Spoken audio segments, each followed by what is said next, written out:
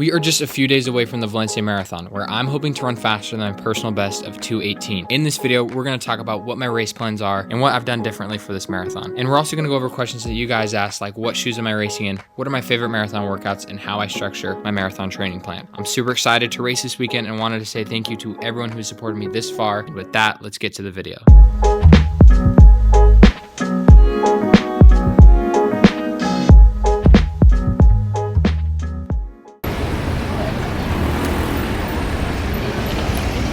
All right, so we're here in Valencia. Few housekeeping things before we get started. Number one, if you're gonna be here at the race and you happen to get a video or photo of me, I'm gonna drop a link to a Google Drive that you can upload that to. Mika's gonna be around the city filming, but she can only be so many places at once. So if you do happen to get a photo or a video, there'll be a link down in the description for you to upload it. Second thing, since we're only a few days away from the marathon, this video is just gonna be super simple, not a lot of editing, just me talking to the camera, kind of going over my race plan, some strategy, and the questions that you guys submitted through my Instagram. So let's start with the race plan.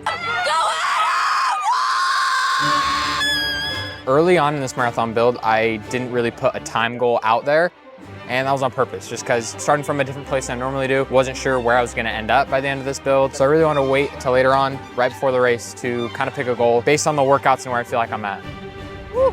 Am I gonna go for a PB? Am I not? With how the last 2 months have gone, I definitely feel like a PB is in the cards. So for those of you who don't know, that's 2:18. It's about 5:18 per mile pace. Not sure what pace that is per kilometer, but I'll add that in here as well. I definitely think it's important to specify what you are going to consider a success before the race, because at least for me personally, right after the race, I don't trust myself to determine if it was actually a good race or not. Emotions are high. You're always gonna feel like you can do better. So I like to set standards beforehand and then measure myself against those standards after the race. That being said, A goal for me, 2:17 or under, basically walking away with a PB. B goal is 2:18 to 2:19. And then C goal is really just about finishing the race feeling like I executed my race plan well. In this marathon, something I'm doing different than previous marathon is having multiple goals. Past 4 marathons, it's kind of just been trying to qualify for the Olympic trials. And it's just been like, okay, run under 2:18 or don't do anything at all. And so this is my first marathon with multiple goals. I think that's gonna help me when things get hard out there to hang tough and to keep pushing late in the race when you're not sure how things are gonna turn out. And you guys, it's been a year since I've raced a marathon, which maybe to most people that doesn't sound like a lot of time, but for me, it's felt like a long time since I've done a marathon. So I'm really just excited to get out there, put my best foot forward, and just kind of see what happens. Now let's talk about the specific race plan. A lot of people like numbers. A lot of people will say, okay, I want to go out at this pace for the first half, go out at this pace during the last half. Don't get me wrong, I do know the pace that I want to go out at, but really the focus is going to be on effort. So with that being said, the first 0 to 15K, that's all about just chilling. I know what marathon effort feels like, and that's kind of really what I want to focus on, is just staying at that marathon effort. I'll probably spend the most of my mental energy at this part of the race on making sure I'm getting enough gels and getting enough water. If I have to slow down a tad to make sure that the gels and the water are sitting okay in my stomach, I'm gonna do that, and hopefully I'll be rewarded with a big last 10K or so in the race, feeling good and energized. From 15 to 25K, the cue is to weather the storm. The marathon's a really long time. There's gonna be times in it where you're not feeling great. There's gonna be times in it where you're feeling amazing. And really kind of what I wanna focus on is keeping my head like even keel through those situations. All right, now 25 to 32K, this is kind of the transition stage of the race. It's where you go from feeling good and light to feeling like it's go time. But you're not completely focused because it's not the last 10K of the race. So for this stage of the race, I'm trying to do something a little bit different. As cheesy as all this sounds, I wanna run this section of the race with like an attitude of gratitude, especially towards my wife, Mika. She sacrificed a lot for me to be at this race and for my training the last few months. She's been coming to my workouts, keeping me accountable, all that good stuff. And I feel like at this point of the race, if I can just run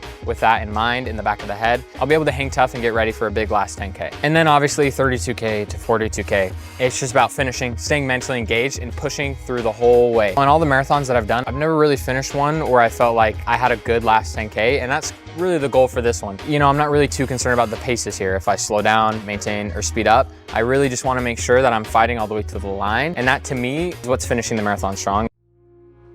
Let's talk about the marathon build and the taper. While training for this marathon, I peaked out at 100 miles per week. In marathons past, I would consistently hit over 100 miles a week and would peak out at 110. But I would end up feeling cooked by the end of those. So the thought process for this whole entire training cycle was to just be consistent at a little bit of lower mileage and feel good doing it. Okay, let's talk taper. The taper's kind of gone something like this.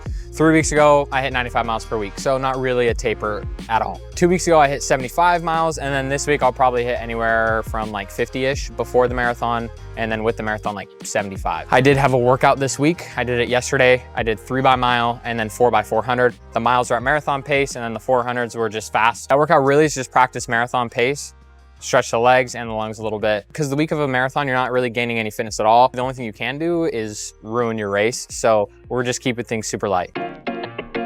Okay, so now we're gonna go over questions that you guys submitted on my Instagram. So I received a lot of questions about my diet, what I'm eating the week before, traveling to a different country with different types of food, how I'm gonna manage that. I've never been out of the country to race before, but I have been to Peru to visit, and I actually had a really hard time there. The food and the water kind of messed up my stomach a little bit. So at least before the race, hydration-wise and food-wise, I'm sticking to things that I know and that have worked in the past. That being said, this trip, I packed a ton of Element. Element so happens to be the sponsor of this YouTube video. As I said before, it's race week, so I'm sticking to what I know and what I love. And we all know how important it is to be hydrated before your races. Me personally, I found that taking electrolytes really helps me bounce back and recover well from the travel. Element tastes really good. It has no sugar. It has magnesium, sodium, potassium, all super important electrolytes to make sure that you're hydrated. And right now, Element is offering you guys, my viewers, a free sample pack with any purchase. All you have to do is go to drinkelement.com/AdamWood. I'll spell it out for you guys. That's DRINKLMNT.com/AdamWood. And it's a great way to try out 8 of their different flavors. So now we've gone over hydration, let's talk about the food.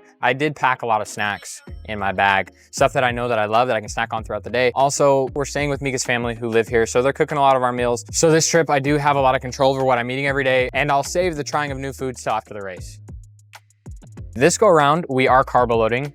My previous definition of carb loading in the past was just having pasta for dinner the night before, which is kind of what I do anyways. We're gonna be a little bit more structured with it, and we're gonna try and eat more carbs throughout the day, starting 2 days out. So again, I don't have a specific grams per body weight that I'm trying to hit both these days, but I am going to be placing more of an emphasis on carbs 2 days out, a day out, and consistently getting more in. Okay, now I've also received a lot of questions about workouts. Favorite workouts to do, how you should structure your marathon training. When it comes to just a general marathon training plan, I believe that you need to be running workouts above, below, and at marathon pace. Simple as that. Once you have a good mix of all three, I think you're in a pretty good spot. To me, kind of a game changer workout that I think a lot of people don't really do is doing marathon pace stuff late into a run on fatigued, tired legs. Whether that's a long run in your workout where you do 10 miles at just normal long run pace and then 8 miles at marathon pace, or a 3x2 mile or fartlek, again, late into a long run. I think those are really good. I just think it can be really hard to simulate that marathon feeling of running fast on tired legs. And so these workouts are a great way to do it. My favorite workout of this build was actually 6x2K at faster than marathon pace with a 1K float at 540-ish per mile pace. The total workout ended up being about 10.5 miles at 522 pace, which is slower than marathon pace. I was able to hit paces at below and above marathon pace, so I had a good mix of everything. What shoes am I wearing for this marathon? You guys know that I've tried a lot during this marathon build, and the shoe that I'm picking this go around is the Alpha Fly 3s. The reason why I'm doing that, I just like them. They're soft, they transition you well, and I've done the majority of my bigger workouts in them, so I know that they can go the distance. I'm also a big believer in working out in the shoe that you're gonna race in, because I think that if you do it enough, you can actually be more efficient in that shoe. And in the marathon, efficiency is everything. All right, I have gotten some questions about sleep, how I get it before the race, and I'm gonna be completely honest with you. Night before the race, I'm getting no sleep at all. Maybe 4 to 5 hours. If I'm lucky, tossing and turning all night. I don't know who thought it was gonna be a good idea to film right next to a busy road, but I just think that if you're consistently getting good night's rest the weeks leading into a marathon, a few nights of bad sleep isn't gonna kill you.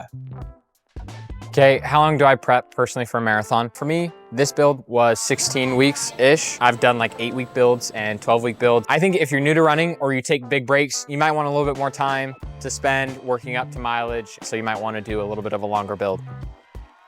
Okay, I got more fueling questions. I don't feel like I addressed it super well earlier in this video, so we're gonna talk about it again. What am I eating the night before the marathon?